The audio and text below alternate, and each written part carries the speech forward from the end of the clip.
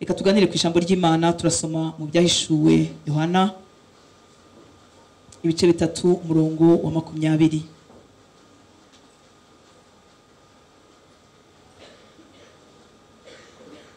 Niba twahageze reka dusome. Aravuga ngo dore mpagaze ku rugi ndakomanga, umuntu niyumva ijwi ryanjye agakingura urugi, nzinjiriwe dusangire. Amen. Dore mpagaze ku rugi, uyu ni Yesu Kristo uvuga, warimo kubwira intumwa Yohana. Haleluya. Dore mpagaze ku rugi ndakomanga, umuntu niyumva ijwi ryanjye agakingura urugi, nzinjiriwe dusangire. Amen. Haleluya. Yesu ahagaze ku rugi rw'umutima wacu, ahagaze ku rugi rw'ubuzima bwacu, ngo umuntu niyumva ijwi rye, haleluya, agakingura urugi rwe, Yesu azinjira abasangire. Nuvuga ngo birashoboka ko umuntu yakumva ijwi rya Yesu ariko agahitamo kudakingura urugi rwe. Amen. Yesu ntabwo aforsa ngo yinjire ku mbaraga, haleluya. Yinjira ahantu bamwemereye, yinjira ahantu bamwakiriye. Satani n'ingabo ze nibo batwaza igitugu. Ushobora kutagirana nabo amasezerano, ushobora kutagira ibyo muhuriraho, ariko bagatwaza ubuzima bwawe igitugu. Ariko Yesu wacu aratandukanye, haleluya. Ategereza ko umukingurira urugi rw'umutima wawe kugira ngo yinjire musangire. Agace rero umuhaye ku buzima bwawe ni kwabamo akagarukira muri ako ngako. Akutamuhaye akumwimye ntabwo akinjiramo. Imana yacu tugirire neza, haleluya. Umuntu wacu agizwe n'uyu muntu w'inyuma ugaragara, ariko umuntu w'ukuri ni wa muntu wamwe imbere utagaragara. Amena. Mu by'ukuri turi umwuka utuye mu mubiri, ntabwo turi uyu mubiri, ahubwo turi umwuka utuye mu mubiri. Niyo mpamvu iyo umuntu yapfuye tuba tukimufite n'umubiri we wose, agifite amaso, agifite amazuru, agifite amaguru ye n'amatako ye n'ibintu byose bimugize, ariko tukavuga ngo umuntu yapfuye. Nuvuga ngo umwuka we uba wamuvuyemo. Haleluya. Umuntu nyamuntu rero ni uwamwe imbere kuruta uw'inyuma. Yesu ashimwe cyane. Ariko kubera ko uw'inyuma ari we tureba, ari we tujyana ku kazi, ari we dukoresha ibintu bitandukanye, akenshi tumwitaho cyane kuruta uwamwe imbere. Imana yacu tugirire neza. Ibyo bice rero byose bitugize dushobora guhitamo kubifunga, Yesu ntagira agace na kamwe yinjiramo, cyangwa tugahitamo kumufungurira hamwe na hamwe. Haleluya. Tugira ubuzima bwiza kandi butsinda muri rugendo iyo twafunguriye Yesu umuryango w'ubuzima bwacu bwose, nta gace na kamwe twisigarije. Amen. Uko twafunguriye Yesu rero ubuzima bwacu bidushyira mu bice by'abakristo bitandukanye, haleluya, cyangwa muri kategori z'ubukristo zitandukanye. Duhinduka abatsinzi, tukagira ubuzima bwiza mu Mana kubera ko twafunguriye Imana umutima wacu n'ubuzima bwacu bwose. Tukagira ubutsinzi bukeya, cyangwa tukagira ubuzima bugenda butsindwa inshuro nyinshi kubera ko Yesu twanze kumufungurira, kubera ko twamubwiye ngo igumira aho ngaho nanjye ndigumira aho ngaho. Imana yacu dutabare. Haleluya. Uyu munsi ufungurire Yesu ubuzima bwawe bwose, kuko arinjira asangire nawe. Haleluya. Ntabwo yakwinjira ngo asangire nawe ngo ubuzima bwawe bukomeze bumeze kimwe. Yaje gusangira nawe imibabaro yawe, asiga hahinduye umunezero. Yesu ashimwe cyane. Yaje gusangira nawe ku butunzi bwawe, ahari ubukenera bwimura. Ntabwo Yesu yakwinjira mu gace kariko kose ngo hasiga hameze nkuko hari hameze. Ariko kenshi ntabwo tubimenya. Haleluya. Tuba twumva dusa nk'abihagije, tugahitamo ko yaguma hariya hirya natwe tuguma hano hino. Imana yacu tugirire neza. Ibi bice rero bitandukanye by'abakristo bitewe n'uburyo bafunguriye Imana. Igice cya mbere navuga ko ari igice, haleluya, cy'abantu batigeze bafungura na gatoya. Imana yacu tugirire neza. Ntibigeze bafungura na hamwe, umutima ntibawufunguye, ubuzima bwabo ntibabufunguriye Yesu, bigumiye ahangaha na Yesu aguma aho ngaho. Haleluya. Ibintu byose bumva mu ijambo ry'Imana nta kintu na kimwe kinjira muri bo. Bikaduha Yesu icyubahiro. Haleluya. Ese murahari? Untiza amatwi y'inyuma n'ay'umutima. Aba bantu bumva ijambo ry'Imana, bashobora kuba no mu nzu y'Imana, mbarezuma bashobora kuba no mu mirimo y'Imana, ariko ijambo ry'Imana ryose rimanuka nta kintu na kimwe rikora ku buzima bwabo. Baba bumva ari iby'abandi bantu, baba bumva bitabareba, kandi bahari bari mu bikorwa by'Imana. Yesu atugirire neza. Haleluya. Nuvuga ngo ubuzima bwabo buba bumeze nk'urutare. Murabona ku rutare runini y'amazi aguyeho arongera agatemba, urutare rugasigara ari urutare, rugasigara rudatose, rugasigara rudahindutse, nta kintu na kimwe ayo mazi aguye ku ibuye rikomeye agira icyo arihinduraho. Imana yatugirire neza. mu nzu y'Imana, haleluya, hagombye kumera nko mu nzu y'umubumbyi. Hahandi Yeremiya avuga mu gice cya 18 cya Yeremiya, haravuga ngo ni mu nzu y'umubumbyi. Imana yambwiye Yeremiya ngo manuka gatoya ugende mu nzu y'umubumbyi nkwereke. Ngo ageze yasanga umubumbyi afite ibumba mu ntoki, ngo rifite forume itameze nk'uko umubumbyi ashaka. Arongera arihindura, arikandakanda mu ntoki ye, agerageza kuri hano ishusho ashaka. Mu nzu y'Imana nuko hagombye kumera, haleluya. Twinjira dufite amashusho atandukanye, tumeze mu buryo butandukanye, bitewe n'uko isi yatugize, bitewe n'uko imiryango twabayemo yatugize, bitewe n'uburere twahawe cyangwa tutahawe. Ibyo baba baratugize yari hanze, tuza mu nzu y'Imana ruko tumeze, ariko siko twagombye kumeza kumera, haleluya. Twese dusanga Yesu dufite ishusho itariyo. Inyuma dushobora kuba dusa neza, dushobora kuba twisize, ariko mu muntu wacu wamwe imbere, mu mimerere yacu tutameze neza, haleluya. Nkunda Yesu, yaravuze ngo yaziye abarwayi ntago yaziye abazima. Nta kintu bitwaye kuba tudafite ishusho imeze neza. Bihinduka ikibazo gusa iyo tutemeye ko aduhindura ngo aduhe ishusho ashaka. Imana yacu tugirire neza. Indi nkuru nziza nuko ijambo ry'Imana rimeze nk'inyundo, haleluya. Niko Imana yavuze ngo isi ijambo ryanjye ntirimeze nk'inyundo. Nukuvuga ngo twemereye Imana nubwo twa dufite ubuzima bumeze nk'urutari budakorwaho n'ijambo ry'Imana, tugatinda muri ryo, ijambo ry'Imana rishobora kumenagura urwo rutare n'ibyo bintu byose byubakitse muri twebwe bisa nk'ibidashoboka, hanyuma bigahinduka ibishoboka kubera ijambo ry'Imana ryonyine, haleluya. Ndakwifuriza ariko kutaba muri iyi kategori y'aba bantu badakorwaho n'ikintu cy'Imana na kimwe. Yesu ashimwe, haleluya. Abantu bemera ko iryo jambo ry'Imana ribimanagura bagira byibuza uruhare ruto cyane rwitwa ubushake. Amen, haleluya. Kuko Imana yacu ntabwo itwaza igitugu, yifuza kukugirira neza, yifuza kumpindura no kungirira neza, ariko yifuza ko ngira ubwo bushake, ko byibuza ntera intambwe nkayibwira ngo Mana nifuza ko wankoraho. Dore ubuzima bwanjye ntibwumva ibyawe, ntabwo ibyawe biburyoheye, ntabwo bwitaye ku ijambo ryawe, ariko ndakwinginze unkoreho umpindure. Abo nibo bantu bashobora guhinduka bagasohoka muri iriya kategori, byibuza bagahikorwaho n'ijambo ry'Imana. Imana yacu tugirire neza. Uyu munsi kuremera ubushake bwo gushaka Imana cyane kuruta uko usanzwe uyishaka. Yesu ashimwe cyane, haleluya. Ijambo ry'Imana tubona mu Bikorinto ba kabiri igice cya 5:17 ritubwira ngo umuntu yari muri Kristo Yesu ababaye icyaremwe gishya, ngo kandi dore ibya kera biba bishize, ngo ibintu byose biba bihindutse kuba bishya. Ibi bintu bishoboka gusa iyo umuntu yemereye Imana ko Imana yamukoraho. Ubundi tumaze kwinjira muri Kristo Yesu twagombaga guhindurwa rwose, nta gace na kamwe k'ubuzima bwacu kagombaga gusigara kadahindutse. Yesu ashimwe cyane. Ariko wibuke ko uruhare rwawe ari ukwemera guhindurwa n'Imana. Amen, haleluya. Umuntu arwaye agahitamo kuguma mu rugo ntajye kwa muganga, ntabwo yakira. Ariko n'umuntu ku giti cye cyangwa se ababana nawe bashobora ngo urarwaye none ihangana ujye kwa muganga turebe ko bagufasha. Yesu ashimwe cyane. Yesu yaraje kugira ngo atugirire neza, Yesu yaraje kugira ngo aduhindure, ariko akeneye kantu gatoya, akeneye uruhare rwawe rutoya kumwemerera kugira ngo agukoreho, haleluya. Kumenya ko uri umurwayi ukwiriye gukira, kumenya ko hari igice cy'ubuzima bwanjye kitarahura n'Imana, kikantera agahinda, kikantera gutera intambwe ngasanga Imana yaje kugira ngo impindure. Nta kintu na kimwe Imana itahindura. Yesu ashimwe cyane.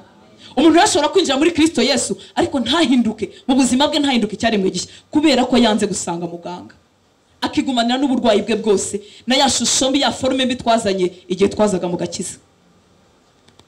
Imana yacu dutabare, haleluya.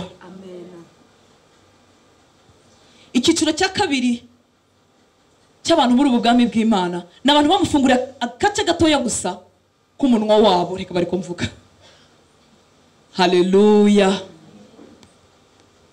Bamuhaye gusa, mwibuke ko Yesu yicara akaguma agakorera aho twamuhaye honyine. Bamuhaye agace konyine k'umunwa wabo, nuvuga ngo mu munwa wabo cyangwa mu kanwa kabo bashyizemo ijambo ry'Imana, haleluya. Bashobora kuvuga amagambo y'Imana, bashobora kuvuga amaversi, Yesu ashimwe cyane, bashobora no kubwiriza, bashobora no gukomeza abandi, Yesu ashimwe. Ariko iryo jambo barigarukirije aho ngaho, banga ko rikora ku buzima bwabo. Ibyo babwira abandi n'ibyo bahugurira abandi ntabwo bo babibamo.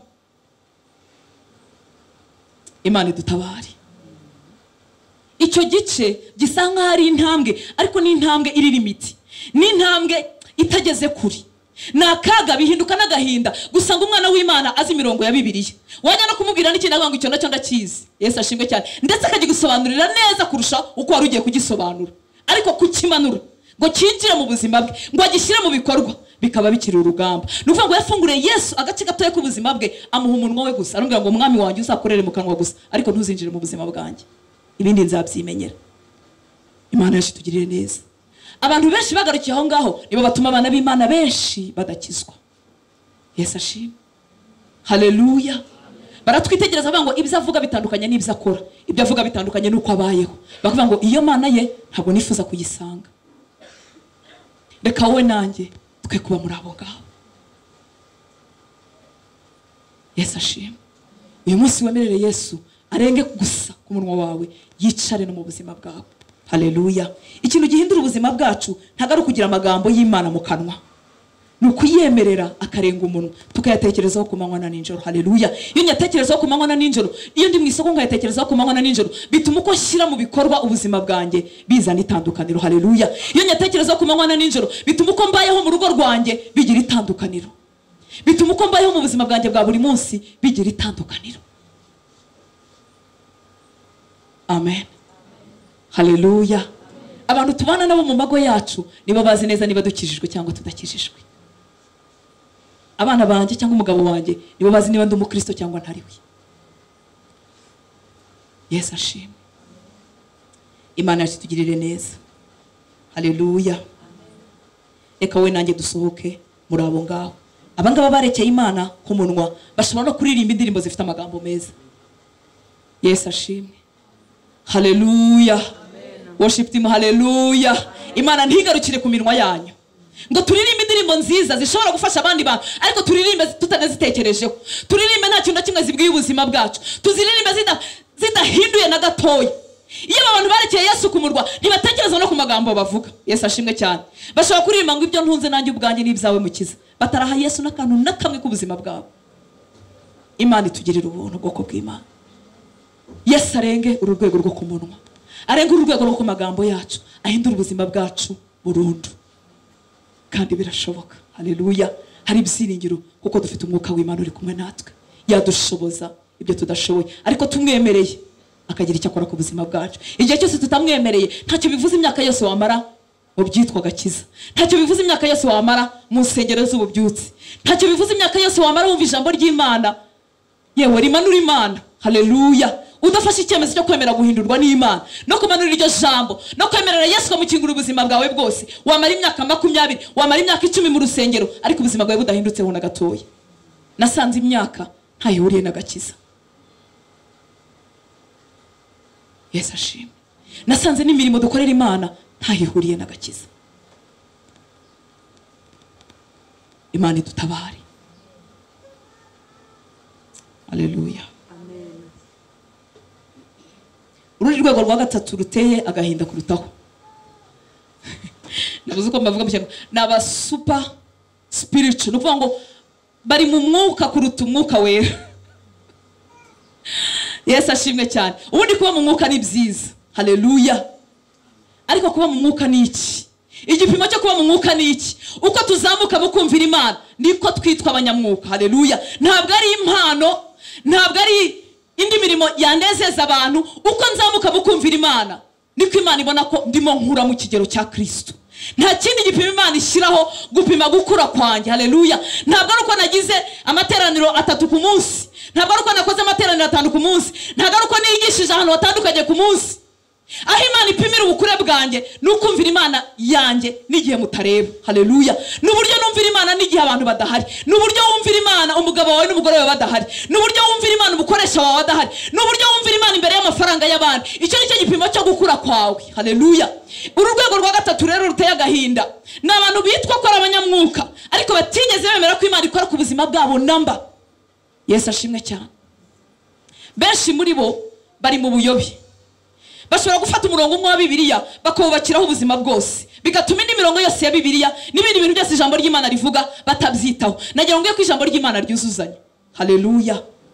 Iyo ushingiye ku murongo umwe wa Bibiliya urayoba. Yesu ashimwe. Aba bantu biragoye ko bakosoreka, ariko hari ubuntu bw'Imana buhoraho. Haleluya. Ushobora nabo kubahindura igihe bemereye Imana ko yabakoraho. Imana yacu tugirire neza. Aba bantu ntago bemerera Yesu ko yinjira mu mico yabo no mu buzima bwabo bwa buri munsi. Haleluya. Bashobora gukora ibikorwa by'Imana, bashobora guhanura, bamara guhanura bagasambana, bashobora guhanura, bamara guhanura bakangana, bakagambana, bakicana kandi bavuye guhanura. Haleluya. Ashobora gusohoka mu cyumba cy'amasengesho, yagera mu rugo rwe akazonga umugore we, akazonga umugabo we, akanga kubaha umugabo we kandi yiriwe asenga. Yesu ashimwe cyane. Ikindi kintu abandi bantu bose badahagaze nk'uko ahagaze, yumva ari abanyabyaha, yumva batazi Imana. Yesu ashimwe cyane. Haleluya. Nagira ngo ko Yesu afite abakozi nabo mwibanga tutazi, afite umugeni we hirya no hino mu matorero atandukanye hirya no hino ku isi. Haleluya. Kuba umuntu atavuga ubutumwa nk'uko muvuga, kuba umuntu atambara nk'uko nambara, ntago bivuga ko atazi Yesu. Yesu ashimwe cyane. Ariko iki gice cy'abantu kirifata kikishyira ku ruhande, abandi bantu bose kikabashyira ku ruhande, kikirirwa gica imanza bigatuma badahura na Yesu. Haleluya. Ijambo ry'Imana riramubwira ngo ninde watugize abacamanza babandi? Uriya muntu ducira ubanza ngo ko azagwa imbere y'Imana cyangwa akahakirira. Haleluya. Ubunyamwuka bw'ukuri ufite urukundo muri bwo. Ubunyamwuka bw'ukuri bubabazwa n'intege nkeya z'undi muntu. Yesu ashimwe cyane.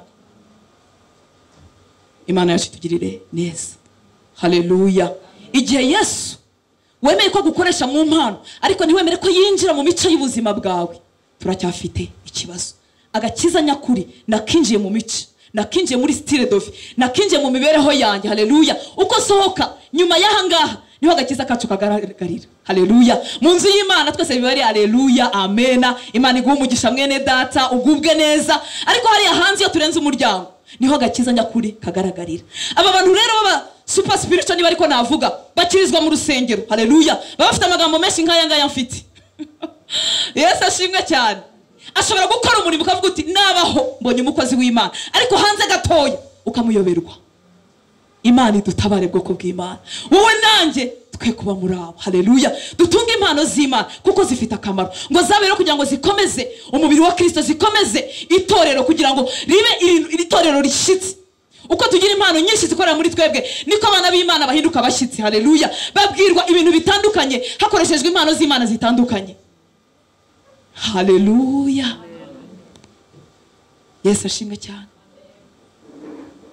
Aba bantu bashobora kukubwira ko Imana yavuze kandi koko wenda yavuze, ariko ntibatuma Imana yabo ivuga ku buzima bwabo bw'intege nkeya, ntibatuma Imana yabo ivuga ku cyaha.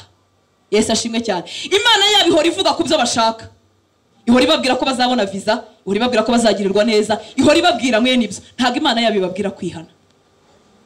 Nyamara ijambo ry'Imana riravuga ngo dore ishyize inzira ebyiri imbere yacu. Haleluya. Haleluya. Niduhitamo icyiza tuzabona ubugingo, niduhitamo ikibi tuzabona umuvumo. Yesu ashimwe. Nta buhanuzi bwavuga ibyiza utegereje atakubwira kuva mu cyaha, uzamenye ko afite ikibazo. Nawe ubwo atavuye mu cyaha uzamenye ko afite ikibazo kandi atakubereye umuyobozi mwiza ukwiriye gukurikira. Imana yacu tugirire neza. Haleluya. Aba bantu batemera Imana kwinjira mu mico yabo, bagumana kamere zabo za kera. Niba yarabaye mu miryango iraguza, waruswa kuraguza ari insecurity. Nukubura amahoro y'ibyejo hazaza, kudatekana muri wowe bigatuma buri munsi ushakisha kumenya ejo hawe hazaza uko hazamera. Haleluya. Nyamara ejo hacu hazaza muri Kristo harashinganye. Ninguma muri Yesu nzagirirwa neza, nimuvamo nzahura n'ingaruka zo kumuvamo. Ariko iyo security n'ubuzima baba barayeho kera butuma bahora bashakisha umuntu babwira uko bizagenda. Amen. Haleluya. Guhanura si bibi, ariko kujya gushaka uguhanurira nagira ngo nkubwire ko ari bibi, kuko ni umwuka w'ubupfumu ugukurikira utabizi. Amen. Ushobora kumbwira ngo nakera babamenya babagaho, yego babagaho, ariko nagira ngo ko turi mu isezerano rishya. Haleluya. Aho twahawe umwuka w'Imana. Umuntu uzambwira ikintu umwuka w'Imana atabasha kumbwira, nuko ubusabane bwanjye n'umwuka w'Imana buzaba bufite ikibazo. ariko nusabana neza n'Imana, haleluya, hazaza umuntu wenda wo kugukonfirima ibyo wisanganywemo mu mutima wawe. Ikindi nubaha Imana uzagirirwa neza nta kabuza. Nushyira mu bikorwa ibyo ijambo ry'Imana rigusaba, umugisha w'Imana uzomatana n'ubuzima bwawe. Haleluya. Ariko security no kutizera Imana bituma duhora dushakisha uwatubwira, hanyuma uwatubwira akenshi akatubwira ibitari byo kuko nawe akeneye kubaho. Yesu ashimwe cyane, kuko nakubwira ibi uramufumbatisha 10,000, nakubwira ibi ejo uzamutura, nakubwira ibi azasigara ategeka ubuzima bwawe. Uzajya gufata urugendo banza umugisha inama, ese ngi Kigali, ese nge Rusizi, ese mfata urugendo nge Kampala gucuruza. Ayiwe, Yesu ashimwe cyane. Nyamara Imana irambwira ngo ningira umwete wo kumvira Uwiteka Imana yanjye, izategeka umugisha we kuba mu bigega byanjye no mu byo ngerageza gukora hose. Ningira umwete wo kumvira Uwiteka Imana yanjye, nintawugira nubwo yambwira ngo genda uraba amahoro, ntago nzaba amahoro. Imana yacu dutabare. Haleluya. Amen. Uyu munsi wemerere Yesu yinjire mu buzima bwawe bwose, yinjire mu mico yawe. Haleluya. Ahindura ibya kera. Turi mu nzu y'umubumbyi, ashobora kongera akaduha forme nziza, akaduha ishusho nziza imeze nk'uko ashaka. Ndakwifuriza kutaba muri aba, wuzurwemo n'impano z'Imana. Haleluya. Ariko ukorera Imana mu kuri no mu mwuka, ntushukike. Iyo Imana ikubwira ibyiza itakubwira kuva mu kibi, itakubwira kureka icyaha, nakubwira ko atari Imana. Haleluya. Kuko icyazanye Yesu no kugira ngo tuzabane n'Imana mu ijuru. Haleluya. Ni kugira ngo tubabarirwe ibyaha byacu, ni kugira ngo dukize umuzi w'icyaha. Nicyo kintu cya mbere cyamuzanye. Iyo Mana rero ihora ikubwira ibyiza itakubwira kureka icyaha, iyo Mana ikubwira ibyiza hanyuma ukazatandukana n'Imana mu buzima bw'iteka, yaba atari Imana. Kuko icyamuzanye ni ugushaka no gukiza icyazimiye. Haleluya. Imana yacu tugirire neza.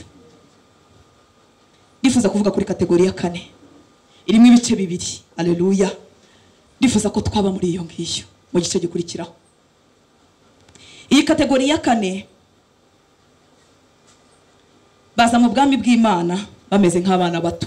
Ni nabyo byiza, ni nabyo Imana ishaka. Haleluya. Kubera ko bameze nk'abana batoya, bizera ijambo ry'Imana ryose, icyiza bamenye bifuza kugishyira mu bikorwa. Bameze nk'abana babanye na se, biraborohera kwizera Imana. Haleluya. Kuko Imana ibabereye se. Ikindi imitima yabo irafungutse kuko iba ari tere ikiri vierge, itaranduzwa, itarajyaho ibindi bintu byari byo byose. Ijambo ry'Imana rizima rije muri bo bararyakira. Haleluya. Ariko iki gice cya mbere, iyi ayo muri kategori, bafite ikibazo kimwe gusa. Bazi ibyiza Imana ibashakaho, bumva amagambo y'Imana bakayakunda bakayaryoherwa, ariko ntibiteguye kwishyura ikiguzi cyatuma batura bahagarara mu by'Imana ibavugaho. Imana yacu tugirire neza. Amen. Haleluya. Amen. Wambaza uti icyo kiguzi ni ikihe? Kugira ngo iby'Imana imvugaho mu ijambo ryayo, kugira ngo umugisha Imana integanyiriza. Haleluya. Kugira ngo ibyo mpeshwa no kumenya Imana, kugira ngo ibyiza Kristo yamfatiye bibe mu buzima bwanjye. Amen. Amen. Birasaba indi discipline, birasaba ukundi kwitanga, birasaba ukundi gushaka Imana. Ariko aba bantu nubwo bameze nk'abana batoya, nubwo ubundi ari byiza kwinjira mu bwami bw'Imana ufite umutima wagutse, witeguye kugirirwa neza na papa, bananiwe gutera intambwe ngo binjire mu gusenga cyane. Yesu ashimwe cyane. Haleluya. Sinzi ukuntu umwanzi abashuka bakadamararira mu bibazo byabo. Baba bazi ineza y'Imana bayibona hariya hakurya, bizera amasezerano y'Imana, bazi imana ishobora gukora mu buzima bwabo, ariko babuze imbaraga zo kwinjira mu masengesho kugira ngo basenge kugeza igihe icyo kibazo kimukiye. Haleluya. Bahora bari mu gice cyifuza, ndifuza ko Imana yangirira neza, ndifuza ko Imana yantabara, ndifuza ko Imana yahindura urugo rwanjye, ndifuza ko Imana yahindura abana banjye, ndifuza. Bahora mu kwifuza, ariko ntibamanuka ngo bashyire amavi yabo hasi bahamagara iyo Imana ishobora byose yigira igihindura mu buzima bwabo. Kwishyura icyo kiguzi byaranze, kwirima ibyo kurya byaranze, kwiherera gatoya bagasohoka mu bandi bantu byaranze. haleluya. Bitegereza ubuzima bwabo bagasanga ntibameze nk'uko Imana ishaka, ariko bakanirwa kujya ku ruhande ngo bahamagare iyo Mana ifite imbaraga zo guhindura ubuzima bwabo. N'abana beza n'imfura mu bwami bw'Imana, ariko bananiwe kwishyura ikiguzi. Yesu ashimwe cyane. Bakunda gusenga, bakunda no kuba mu materaniro, ariko baterana rimwe na rimwe, basenga rimwe na rimwe, bakorera Imana rimwe na rimwe iyo babyiyumvisemo.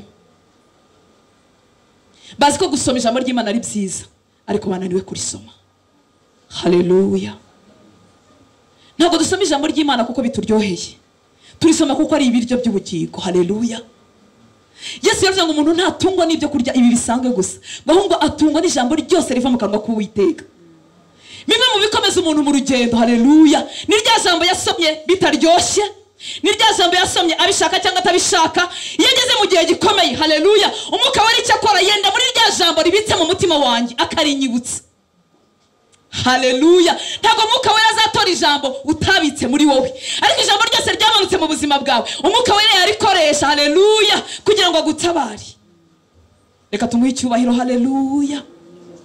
Igihe nari ndwaje umwana wanjye igicuri yenda gupfa, ijambo ryantabaye ryari ijambo riri muri Bibiliya, haleluya, rivuga ngo wa mwanzi we winyishimaho, haleluya, kuko urugendo nzarurangiza. Ryari ijambo risa nk'iritajyanye n'ibyo bihe, ariko ni ijambo ryankijije. Nari maze kwakira ko agiye gupfa, ndavuga ngo Mana warakoze, wampaye abana, uzampa n'abandi. N'umwana wanjye wa gatatu nabonaga apfuye birangiye, yari atagikanguka. Ubundi yagiraga igiciro akongera agakanguka akagarura ubwenge, ariko yamaze igihe kinini atagikanguka, adashobora no guhagarara, adashobora no kuvuga, tutakibasha no gushyira akayiko mu kanwa ke, amenyo yarafatanye burundu. Murambitse hasi Satani ashutse ambwiye ngo byemere byakiri. Nibuka ijambo, haleluya, rivuga ngo wa mwanzi we winyishima hejuru, kuko urugendo nzarurangiza. Haleluya. Numva imbaraga zingarutsemo, mera nk'umuntu, hari umuntu ngubisurushye ankanguye, ankuye muri ubwo butesi bwo kwemera Satani agakora icyo ashaka mu buzima bwacu. Haleluya. Hari ubuhamya bwinshi bw'abana b'Imana bwaburijwemo kuko babyakiriye. Nagira ngo mbwire ngo ikibi cyose kiri mu buzima bwawe uyu munsi ntucyakire. Haleluya. Umugambi w'Imana ku buzima bwacu ni mwiza, ibyo yibwira kutugirira ni byiza. Ikibazo cyose umwanzi Satani yishaje mu buzima bwawe gishobora guhinduka. Haleluya. Uhagurutse ukamenya uburenganzira bwawe. Uwo mwanya icyo kintu ntazi cyangwa se uwo muntu cyangwa uwo mwuka w'Imana aseye nk'uko bisurushye, ndavuga ngo no, ntabwo umwana wanjye ari bupfi. Haleluya. Niga gusenga amasengesho menshi ntarinzi, nkoresha ibyo nari narumvanye abandi. Haleluya. Ni byiza kuba mu nzu y'Imana. Ndavuga ngo wa mwuka w'urupfu ndagusohora mu buzima bw'umwana wanjye. Ndavuga ngo umwana wanjye azabaho, umwana wanjye ni muzima. Haleluya. Uyu munsi ni muzima, yiga muri university. Twaribagiwe izo nkuru. Yesu ashimwe cyane. Abaganga bari baravuze ko bidashoboka ku gicuri gikira, ko atakira. Ijambo bika mu buzima bwawe rizagutabara mu gihe cy'akaga. Haleluya. Ujye usoma Bibiliya ubyiyumvamo, unayisoma utabyiyumvamo. Haleluya. Hari igihe umwuka wera azaribyutsa, wari ugeze ahantu ho kubyemera, wari ugeze ahantu ho kubyakira, arikangure muri wowe rya jambo wibitsemo. Haleluya. Ikindi rikurinda gucumura, iyo uritindije mu mutima ukaritekerezaho ku manywa na nijoro, rigushoboza gutandukanya ibikwiriye n'ibidakwiriye. Imana yacu tugirire neza. Ariko babana b'Imana beza bananiwe kwishyura ikiguzi. N'abana beza bakunda Imana, haleluya, bakunda ibintu by'Imana, ariko baheze mu gice cyo gukomeza kwifuza ibyiza, bananiwe kubihagararamo. Imana yacu tugirire ubuntu uyu munsi uhabwa imbaraga z'Imana, haleluya, zo kubihagararamo, kuko hari ikiguzi ugomba gutanga. Hari icyo Yesu yakoze, yaguhaye agakiza ku buntu, ariko Yesu yaravuze ngo kuva igihe cya Yohana Umubatiza kugeza n'ubu, haleluya, ubwami bw'Imana buratwaranirwa. Haleluya. Ibyo udatwaraniye uzakomeza kubirebera hakurya, ariko ntibizaba umugabane wawe, nyamara Yesu yarabigufatiye. Yesu ashimwe cyane. Kurekura ikintu kigatakara hasi nibyo byoroshye, nibyo bidasaba imbaraga. Kugira ngo ngumane aka kantu mu ntoki kagumane bisaba imbaraga no gufata, ariko kukarekura kakagwa nibyo byoroshye. Ikintu cyose udafata, urugo rwawe nutarufata ruzasenyuka. Kururekura nibyo byoroshye. Abana bawe nutabafata bazagucika. Haleluya. Icyo kintu kibi cyose kirimo kirwanya ubuzima bwawe, nuhagarara ugakoresha imbaraga, ugasenga Imana, ugahamagara Imana, haleluya, kizimuka. Ariko kubyihorera nibyo byoroshye, nibyo bidasaba imbaraga. Kubivamo nta mbaraga, nta kubipangira, nta kubitekereza. Kuva mu kintu cyose biroroshye, ariko nubihagararamo, haleluya, urwo rugo uzarubamo kugeza ushaje. Haleluya. Ibyawe bizahinduka, Imana izabituramo. Niba icyo kibazo n'izo ngorane, Satani azimuka mu byawe, azava ngo ndimo nahangana n'umuntu wamaze kumenya uwo ari we. Haleluya. Ndimo nahangana n'umuntu utandukanye na wundi wa kera. Yesu ashimwe cyane. Uyu munsi sohoka muri ako gahe ko kuba umwana mwiza mu bwami, kuko turi mu gihe cyo kurwana cy'urugamba. Aba bana b'Imana beza babayeho nk'abatazi ko bafite umwanzi. Iyo umuntu atazi ko afite umwanzi, iyo umuntu atazi ko muri quartier hari abajura, arara adakinze, ntacyo bimubwiye, nta kingira ikintu icyo ari cyo cyose. Ariko iyo umuntu azi ko ahantu atuye hari abajura, arakinga agaterekaho n'ibintu. Abana b'Imana benshi bari muri kano gace k'abana beza babayeho nk'abatazi ko bafite umwanzi witwa Satani. Iyo bahuye n'ikibazo baravuga ngo Mana kuki wabyemeye? Nagira ngo nkubwire ko atari Imana ibyemera, ni wowe wabyemeye. Haleluya. Ijambo ry'Imana rivuga ngo dore mbahaye ubutware, ibyo muzaba mu isi bizaba biboshywe. Yesu ashimwe cyane. Imana yaduhaye urufunguzo. Ngo biryoha kubyumva ariko niko kuri. Haleluya. Igice cya nyuma muri aba bana, haleluya, aricyo nifuza ko duturamo twese. Haleluya. Ntabwo narangije ikiguzi cyo kwishyura, harimo gusenga kugira ngo ibintu bihinduke. Gusenga kugeza igihe ikintu usengera ukibonye n'amaso. Ese urekeraho ute gusenga kandi kitarakemuka? Ubisigiye nde? Ubihaye nde? Haleluya. Kindi cyaro gutinda mu ijambo ry'Imana kuzigeza igihe riduheshereje kwizera kuri ku gipimo nk'icya Yesu. Ikindi ni ukuba umusirikare wa Yesu no kwanga intege nkeya. Intege nkeya twese biratworeye ko twazituramo, ariko ababashije kutazituramo nuko banze ubwo buzima bw'intege nkeya. Haleluya. Imana yacu dutabare. Aba bandi bo muri iki gice nacyo nabo binjira mu bwami bw'Imana nk'abana batoya. Haleluya. Icyo Imana ivuga cyose barakizera. Iyo basomye ngo ni Imana ishobora byose, buri kibazo cyose bafite bizera ko Imana yagishobora, kuko bizera Imana ishobora byose. Ntabwo Bibiliya ibabera amagambo, Bibiliya yabahindukiye imbaraga. Haleluya. Bibiliya yabahindukiye ubuzima. Ijambo ryose barisomye bizera neza ko rishoboka. Amen. Haleluya.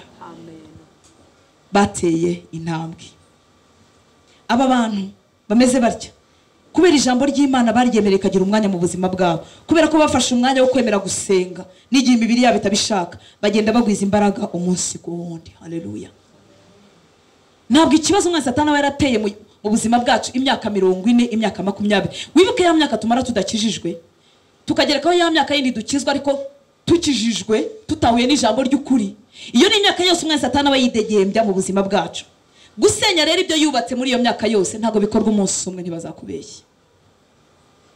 Dukunda ibitangaza, nanjye ndabikunda. Haleluya. Igitangaza ni ikintu gikozwe mu buryo buri surnaturel, mu buryo burenze ibimenyerewe. Ariko ubuzima bwo guhinduka no kubana n'Imana mu buryo buhoraho ntabwo buba burya ngo pafu umunsi umwe. Uko Satani aba yarubatse ibibi mu buzima bwacu, niko Imana ifata igihe natwe ubwacu bwo gusenya ibyo byose yubatse. Haleluya. Ibuka imyaka wamaze udakijijwe, nibuka imyaka namaze ntakijijwe, niko nakoreraga munsi y'ubutware bw'umwijima, naba mbizi cyangwa ntabizi. Haleluya. Kugira ngo ubuzima bwubakitse igihe kirekire busenyuke, bifata ikindi gihe kugira ngo busenyuke. Imana yacu tugirire neza. Haleluya. Wowe ufite inzara n'inyota byo kumenya Imana, wowe wifuza ko ikintu cyose wumvise mu ijambo ry'Imana ugishyira mu bikorwa, ndagira ngo ntucike intege. Haleluya. Igihe kizagera imirimo ya Satani irangizwe burundu mu buzima bwawe, uzagenda ugwiza imbaraga umunsi ku munsi, nudacogora, nukomeza kugaburira umuntu wawe wamwe imbere umunsi ku wundi. Imana yacu tugirire neza. Haleluya. Aba bantu bakinguriye Yesu inzugi zabo zose, nta gace na kamwe bemera ko Imana idakoraho. Haleluya. Mwibuke rya jambo twahereyeho ngo ugeze ahagaze inyuma y'urugi, ngo arimo arakomanga, ngo niwumva ijwi rye wowe ubwawe umukingurire. Ntabwo Yesu aza ngo akingura agace na kamwe k'ubuzima bwawe, ategereje ko wowe umukingurira. Haleluya. Aba bana b'Imana banejeje, nifuza ko wowe nanjye twaturamo. Haleluya. Bakinguriye Yesu ubuzima bwabo bwose, nta gace na kamwe basigaje. Haleluya. Ikintu cyose bamenye mu Mana baremera Imana ikagikora kuri bo, ikagihindura mu buzima bwabo. Ndakwifuriza kuba muri aba ngabo. Amen. Bemereye ko Imana yinjira mu bitekerezo byabo. Mu Baroma ibice 12 umurongo wa 2 haratubwira ngo twe kwishishanya n'abantu b'iki gihe, ngo ahubwo duhinduke rwose tugize imitima mishya. Bibiliya y'Igifaransa ivuga ngo tugize imitekerereze mishya. Haleluya. aba bantu bo muri kategori nifuza ko wabamo bemereye Yesu yinjira no mu mitekerereze yabo. Haleluya. Ijambo ry'Imana ntiryagumye ku munwa, ntiryagumye mu mitima, ryahinduye n'uburyo batekereza, ryahinduye mindset yabo. Haleluya. Ibyo Imana ivuga nibyo biri mu bitekerezo byabo, nibyo biri mu buzima bwabo. Haleluya. Barabyemereye byicara mu bitekerezo byabo, bihindura ibyo batekerezaga nibyo bibwiraga kuva kera. Icyamuka muri abo ngabo. Biragoye ko Imana yagirana nanjye hari ahantu ntari natekereza, ariko iyo byinjiye mu bitekerezo byanjye bikanyibutsa ko ndi umwana w'Imana. Haleluya. Bikanyibutsa ko data ari umwami usumba abami bose, mba niteguye kwicara kuri iyo ntebe y'icyubahiro data yamfatiye. Iyo mu bitekerezo byanjye bitarahinduka biragoye ko nakwicarayo. Cyangwa kumva aya magambo,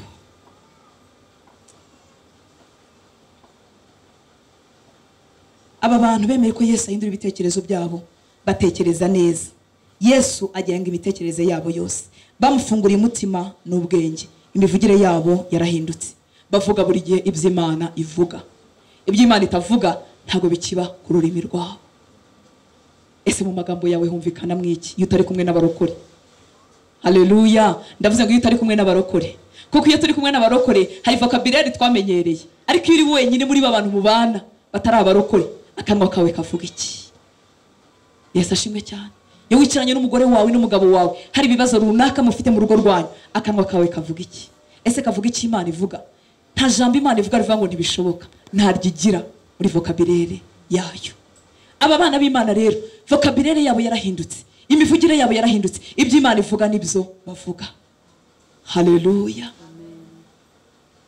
Imana iravuga ngo nzababarira gukiranirwa kwawe kose, ngukize n'indwara zawe zose. Iyo bahuye n'indwara, iryo jambo Imana yavuze niryo bavuga mu kanwa kabo. Bibuka ko Imana yabwiye ko izabakiza indwara zabo zose.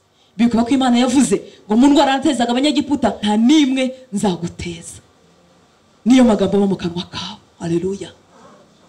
Iyo ubukene burimo bubakomangira, bibuka Yesu wavuze ngo yihinduye umukene kugira ngo adutungishe. Haleluya. Ntago baturi ijambo ry'ubukene mu kanwa kabo, ntago bavuga ngo birananiranye n'ibishoboka. Oya, bibuka ya Mana ishobora byose. Bibuka ya Mana yivugiye ngo ndi Uwiteka Imana y'ibifite imibiri, ngo mbese hari ikinanira. Bibuka ya Mana yavuze ngo bidashobokera abana b'abantu, imbere yanjye birashoboka. Haleluya. Ayo niyo magambo asohoka mu kanwa kabo. Baba babyutse, baba bicaranye n'abapagani, baba bari kumwe n'abarokore. Haleluya. Baba bicaye imbere y'ikibazo mu rugo rwabo, bafite imivugire imeze nk'iy'Imana. Ndakwifuriza kuba muri abo ngabo. Ubuzima bwawe buzahinduka n'ubababamo. Haleluya. Bemereye Yesu kwinjira mu mico yabo, imikorero yabo ya buri munsi. Iki ngiki kirakomeye kuko nicyo kigaragaza agakiza. Dufite abana b'Imana benshi Yesu atinjije mu mico, atigeze yinjira mu mico yabo. Uko babayeho mu buzima bwa buri munsi bitandukanye nuko babaye mu nzu y'Imana. Agakiza nyakuri nuko Yesu yinjira mu mico yacu. Haleluya. Babandi nigeze kuvuga haruguru, Yesu atinjiye mu mico yabo, bashobora gusenga bakizera Imana ikiza, ariko bakizera n'inzaratsi. Aba mama Yesu ashimwe. Haleluya. Barakubwiye ngo umuntu agize gutya akagira gutya ngo nibwo umugabo aguma mu rugo. Wizeye Imana ariko wizeye n'inzaratsi. Gukorera ubwami bubiri, ubw'Imana n'ubwa Satani. Haleluya. Ntabwo Imana ikirisha inzaratsi. Bari abantu bo haruguru batinjize Yesu mu mico yabo, bashobora gusenga nk'uyu munsi, icyumweru gitaho ukabasanga ikibungo bajya gushaka umupfumu. Bagerageza byombi, ntibazirizera n'irizarumba. Haleluya. Ariko aba bana b'Imana ndimo mvugaho binjize Yesu mu mico yabo, akandi ko gakiza nyakuri. Impamvu mu Rwanda habaye jenoside nuko hari abakristo batinjize Yesu mu mico yabo. Yo Yesu yinjiye mu mico yacu, nta rwangano rwaba mu mutima wanjye. Haleluya. Nta bubi bwaba mu mutima wanjye. Yesu yinjira mu buzima bwanjye bwa buri munsi. Imana yacu tugirire neza. Uyu munsi Yesu yinjira mu buzima bwawe bwose, ntagira agace na kamwe gasigara kadakozweho. Haleluya. Aba bana b'Imana bemereye Yesu kwinjira mu bukungu bwabo. Ndavuze ngo ubukungu. Haleluya. Haleluya. Ahangaha biratugora cyane. Duha Yesu indirimbo, tukamuha umwanya mutoya wo gusenga, dushobora no kumuha umwanya munini harimo abantu bashobora kumara iminsi basenga, akajya ku musozi akamara iminsi 7, akamara 40, akamara 100 atarya, agaha Yesu umwanya we. Ariko ubukungu Yesu aho nukoreho. Mwibuke ko rya jambo ryatubwiye ngo nitumukingura urugi azinjira asangire natwe. Haleluya. Yesu numwemera kwinjira mu bukungu bwawe, ntabwo azagucura ahubwo azakugwiriza. Reka tuhe Yesu icyubahiro. Haleluya, haleluya. Ntabwo dukunda kubivugaho, nta nubwo biryohera amatwi yacu, ariko ndagira ngo mbwira ngo igihe cyose uzakingira Yesu ku bukungu bwawe, azakora ku bindi byose wamuhaye, ariko ntazivanga mu bukungu bwawe. Ubukene bwawe uzabugumana, ingorane zawe uzazigumana, imibare yawe idahura diplome yo 30 uzayigumana, kuko wanze ko yinjiramo. Ariko numwemerera akinjira, haleluya, akagira ijambo ku bukungu bwawe, ibintu bizahinduka. Ariko abana b'Imana benshi bahitamo kumuha amasengesho, bahitamo kumuha umwanya, ariko iby'ubukungu niyo mpamvu abana b'Imana benshi duhera mu bukene, kuko twanze ko Yesu agibigiraho ijambo. Yego ni wowe ndimo kubwira. Haleluya. Aba bana b'Imana bo muri iki gice dukwiriye kubamo, bo bemereye Yesu yinjira mu bukungu bwabo. Haleluya. Aba ntibakijya impaka ku byo gutanga mu bwami bw'Imana, ntabwo bakijya impaka kubwo ibya 10 n'amaturo. Urwo rwego bararurenze kera, bageze ku rundi. Haleluya. Icyama byinshi nkamuha byinshi kurushaho. Amen. Ariko niba ugistragoringa ukinarwa najyo ryo gukuramo kimwe mu 10, kimwe mu 10 n'urwego ruciriritse rwo gutanga mu bwami, murakomeza mu nkunde. Haleluya. N'urwego ruciriritse rwo gutanga mu bwami. Niba uhembwa 100 gukuramo 10 bikaba byarakunaniye, wabwiye Yesu ngo Yesu uramenye ibyanjye by'ubukungu bwanjye ntubikoreho.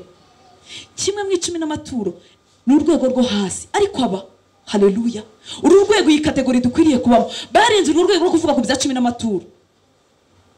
Aba nibo bashobora kwemera kuririmba ya ndirimbo ngo ibyo ntunze nanjye ubwanjye byose ni ibyawe mukiza. Haleluya.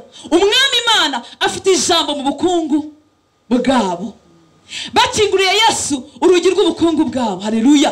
Gutanga kuri bo ni amahirwe, ni okaziyo bahabwa yo kugira icyo bakora mu bwami bw'Imana. Haleluya. Ijuru aba bantu ribitayeho, kuko Imana ikeneye abantu bashyigikira ubwami bw'Imana. Haleluya. Kuko ubwami bwa Satani burashyigikiwe, bufite ingabo ibihumbi n'ibihumbagiza, bufite abakire hafi ya bose bakwisi.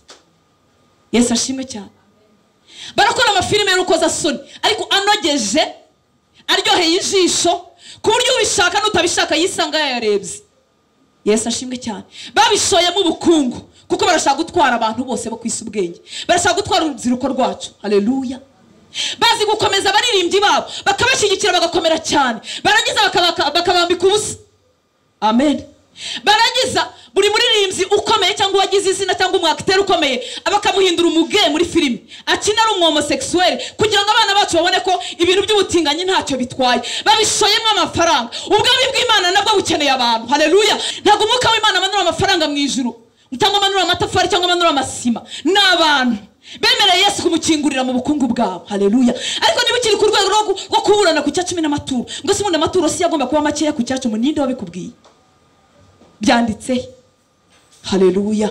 Ijambo ry'Imana rirema ngo nidutange urugero rutsindagiye, rucugushije. Haleluya. Ngo rirwo tuzagererwamo. Reka tumuhe icyubahiro.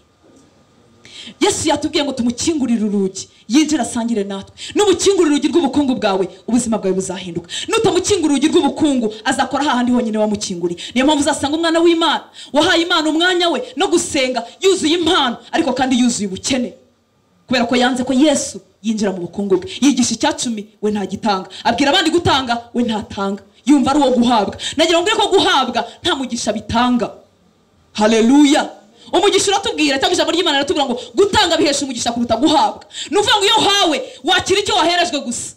Umugisha uhawe niyo shati wahawe, na ya mafaranga 10,000 nahawe cyangwa 100 niwo mugisha. Ariko uriya muntu umpaye agiye gukubirwa inshuro nyinshi, kuko Imana yacu iramultiplier, irakuba. Haleluya. Imana yashyizeho iryo hame kugira ngo twebwe abantu duhabwe umugisha. Ntabwo Imana ikeneye amafaranga yawe. Ijambo ry'Imana rivuga ngo isi n'ibiyuzuye n'ibyayo. Haleluya. Ntabwo ikennye, ntabwo ikeneye ifeza n'izahabu ngo mu ijuru hari imihanda y'izahabu. Haleluya. nta bukene buri mu ijuru, ubukene buri muri twebwe. Imana yadushyiraho iryo hame kugira ngo dutange duhabwe umugisha. Nutamenya iri hame uzuzura impano z'Imana kuko wayihaye umwanya, kuko wafunguye umwanya, wayifungure ka gace k'amasengesho n'umwuka. Haleluya. ariko ukomeze ukennye. Yesu ashimwe. Nintatanga nubwo mwakwiteranya mukampa, njyewe ubwanjye ntashyira mu bikorwa ibyo ndimo mbasaba, ntabwo ubukene buzimuka mu byanjye. Yesu ashimwe.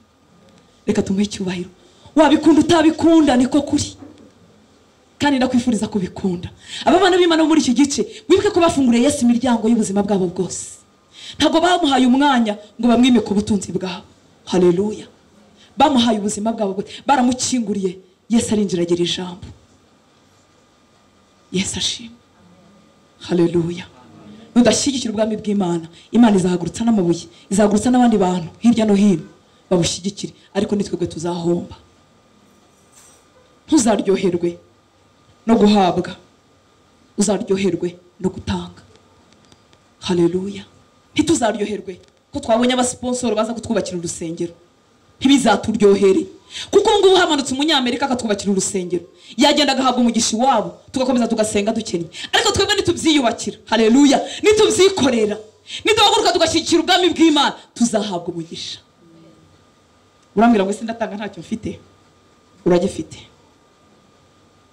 Yesu ashimwe. Icyo nkundira Imana ntabwo ivuga ngo nimuzane miliyoni ngo nicyo gipimo. Oya. Haleluya. Igusaba izi neza ibyo ufite uko bingana. Iri ni ihame rikora. Haleluya. Urafungurira Yesu uwuhe muryango ureka uwuhe, umufungurira ni wari bwinjiremo, ni wari bukoreremo. Haleluya. Ushobora kugira kwizera ko nta ndwara ishobora gutura muri wowe. Ushobora gufungurira Yesu kwizera kwawe n'amagara yawe, nturware na gatoya, ariko mukingirana mu bukungu, ukabura umuntu muzima utajya urwara, ariko ubukungu bigakomeza bikanga. Amen. Wabyemeye? Haleluya. Aba bantu nyuma yo gufungura ibyo byose n'abasirikare mu bwami bw'Imana, mu by'ubwami no guhangana na Satani nta muteto bagira. Yesu ashimwe. Haleluya. Iyo umuntu atabaye umusirikare mu bwami, ahora ategereje ubutabazi buva ku bandi bantu. Ariko iyo umuntu yabaye umusirikare mu bwami bw'Imana, we n'Imana baba bahagije. Yesu ashimwe. Haleluya. Turi mu gihe cy'isi y'umwijima, turi mu gihe Satani atagoheka, kuko azi ko Umwami wacu Yesu Kristo ari bugufi kugaruka. Ntabwo arangara na gatoya, ntabwo atakaza umwanya na gatoya, ngo azeguruka nk'intare ashaka uwo yaconcomera, ashaka uwo yamira bunguri, ashaka uwo yakwambura umunezero, ashaka uwo yaburizamo amasezerano ye. Haleluya. Ariko iyo tubaye abasirikare mu bwami, tumenya neza ko dufite umwanzi, tugahora duhagaze twirinze. Haleluya. Ntabwo dutegereza ubutabazi buturuka ku bandi bantu, dutabaza Imana yacu kugeza igihe ibintu bihindukiye, dusohoka mu muteto. Haleluya.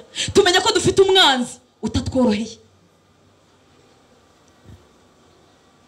turenga urwego rwo guhora dusengesha.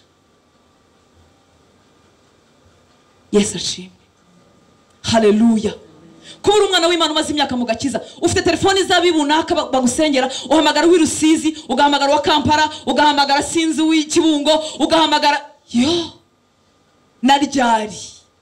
Kwigiye umudayimoni azakuniga mu ijoro, uw'Ikibungo atazaba yumva, uwi Rusizi atazaba hari kugira ngo agutabare. Ni byiza kugira igihe runaka cyo gusengerwa, ariko ni byiza cyane kurushaho, haleluya, kumenya kwihamagarira Imana, kuko nta kintu yigeze ishyira hagati ngo bariya baravuga bigakunda abandi bakavuga bikanga. Reka tumuhe icyubahiro. Haleluya. Uyu munsi nawe winjizwa mu ngabo z'ubwami, winjire mu basirikare b'ubwami bw'Imana. Haleluya. Badafite ubwoba bw'ikintu icyo ari cyo cyose, bizeye umwami wabo, bizeye umugabo w'ingabo wabo. Haleluya. Bizeye Kristo muri bo, bizeye imbaraga z'Imana zikorera muri bo. Haleluya. Ntabwo batinya abarozi, ntabwo batinya kwicarana nabo, ntabwo batinya kubakira mu mazu yabo. Amena. Haleluya. Niba yinjira iwanjye akandoga bigakunda, ubwo Yesu wanjye amaze iki? ikindi hari n'abandi bazaza utabamenye. Yesu ashimwe cyane. Haleluya. Aba bantu n'abasirikare mu bwami bw'Imana. Paulo yandikiye Timoteyo muri Timoteyo 2:2 umurongo wa 3 ngo ujye ufatanya nanjye kwihanganira imibabaro nkuko bikwiriye umusirikare mwiza wa Kristo. Umurongo wa 4 ngo nta waba umusirikare kandi ngo yishyire mu by'ubu bugingo ngo abakinejeje wamwandikiye ubusirikare. Ujye ufatanya nanjye kwihanganira imibabaro nkuko bikwiriye umusirikare mwiza wa Kristo Yesu. Ngo nta waba umusirikare kandi ngo yishyire mu by'ubu bugingo ngo abakinejeje wamwandikiye ubusirikare. Haleluya. Iki gice cy'abantu ni ingabo z'ubwami bw'Imana. Haleluya. N'abasirikare ba Kristo. Iyo umuntu ari umusirikare hari ibyo avamo, hari discipline agira. Haleluya. Hari igihe bamwima ikibari nyamara hari impamvu yari gutuma ataha. Hari igihe umugore wabyara ntibamwemerere, nuvuga ngo hari umuteto ushira mu buzima bwe. Haleluya. Icyo atabonye arakirwanira, aragiharanira. Yesu ashimwe cyane. Kera inkotanyi zitaragera mu Rwanda twagiraga udupira twambara twishe twanditseho ngo arya ni ngiki uburenganzira ntibusabwe buraharanirwa ibintu nk'ibyo. Uburenganzira ninde wabo kazi. Kwibohoza ntibisabwa biraharanirwa. Haleluya. Muri iki gisirikare cya Kristo. Haleluya. Bamenya neza ko ikintu bataharaniye batazakibona. Basohoka mu muteto. Bagira discipline igenga igisirikare. Haleluya. Mu gisirikare bavuze ngo nukwimuka. Tujya tubagira ahangaha n'abapolisi bimuka batanatubwiye kuko hari itegeko ryavuye hejuru ryibabwira ngo nukwimuka muri iri joro. Reka tumuhe icyubahiro. Icyama nawe uyu munsi ukandikwa mu gisirikare cy'ubwami bw'Imana. Umuteto wose ugashira mu buzima bwawe. Haleluya. Ugahaguruka ugakorana n'Imana yawe. Imana yacu tugirire neza. Muri Filemoni igice cya 1 umurongo wa 2 Paulo yandikiye Filemoni aramubwira ngo mu bantu yari arimo amubwira ngo na Afiya mushiki wacu na Rukipo umusirikare mugenzi wacu n'itorero ryo mu rugo rwabo ngira ngo arimo kubatashya. Mu Gifaransa baravuga ngo notre compagnon de combat, mugenzi wacu ku rugamba. Haleluya. Ndashima Imana ko harimo n'abagore. Uyu nguyu Afiya yari umugore. Ngo nabo bantahirize abasirikare bagenzi bacu abo dufatanyije urugamba.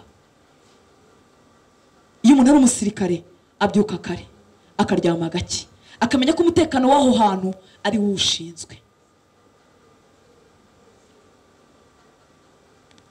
kandi bahora bihuta kandi bagira discipline. Haleluya. Ntabwo afandi bashobora kumubwira ngo nibasenye iyi nzu ngo agaruka amubwira ngo ntabwo bishoboka. Haleluya. Ndashima Imana ko yamaye gatoya kuba mu bintu by'abasirikare. Gigisha discipline. Haleluya. Bizera ko ibintu byose bishoboka. Ntago ashobora gusubira inyuma ngo abwire umuyobozi we ngo byatunaniye. Ntabibayo. Haleluya. Ibintu byose bashyizwe imbere barabikora. Amen. Reka duhe Yesu icyubahiro. Ndakwifuriza kuba muri aba ngabo. Babajwe nuko mwese mutabyumva. Aba bantu bakora iby'Imana basaba byose kandi bubaha Imana muri detail. Ndavuze ngo muri detail, mu tuntu dutoya n'utunini bubaha Imana. Baharanira kunezeza Imana iteka batitaye ku cyo abantu bari buvuge. Haleluya.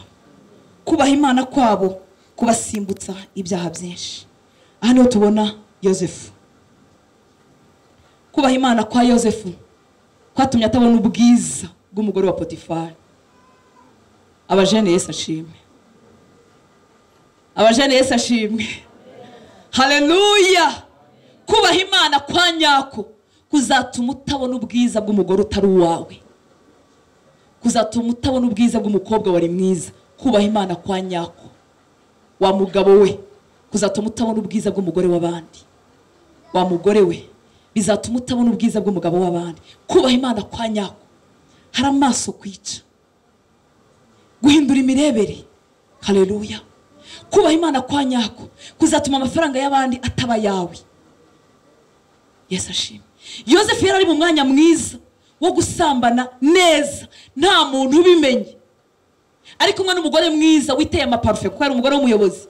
Yesu ashimwe cyane. Ufite uburiri bwiza uri ahantu heza kandi witeguye kumubikira ibanga.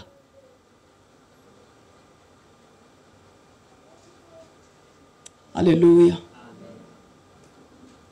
Ariko kubaha Imana yari afite mu mutima we no muri detail. Ntabwo yavuze ngo sindi bucumure kuri Potifari gusa, yaravuze ngo nakora icyaha kimeze gutyo ngacumura ku Mana yanjye gute. Aba bantu bo muri uru rwego bubaha Imana muri detail, abantu babareba cyangwa batabareba. Hari abantu bareka gusambana iyo baraho batuye, ariko yagira gato yabona misiyo imujyana nko hanze, kure y'amaso y'umugore n'umugabo, kure y'amaso yabamuzi, agahinduka undi wundi. Yesu ashimwe cyane. Kubaha Imana kw'aba bantu gutuma amaso yabo apfa ku byiza bitari ibyabo, ntarariritura mu mitima yabo kubera Imana. Yesu atugirire neza. Aba bantu bakora iby'Imana ibasaba byose, barenze urwego rwo kubwira Imana ngo Mana urabizi ko biriya ntabyemera. Yesu ashimwe. Umaze imyaka 5 mu gakiza, 6, 10, ariko ufite ibintu bimwe ukibwira Imana ngo Mana urabizi ko biriya ntabyemera. Imana iguha umwuka uhumeka, Imana yaguhaye ubugingo, Imana ikubeshejeho, Imana yakubabariye ibyaha, Imana ikuyemo umwuka gatoya ibyawe byahita birangira, ugatinyuka n'ubwenge bwawe bwose n'imbaraga zawe ukayibwira ngo Mana biri urabizi ko ntabyemera. Yesu ashimwe. Haleluya. Aba bantu bumvira Imana mu bintu byose, ibyo yabasaba gukora byose bari dispose, bariteguye. Ikiguzi byabasaba cyose biteguye kugitanga. Ariko urwego ntabwo warugeraho utarabasha kumvira Imana no mu bisanzwe no mu byoroheje. Imana yatugirire neza.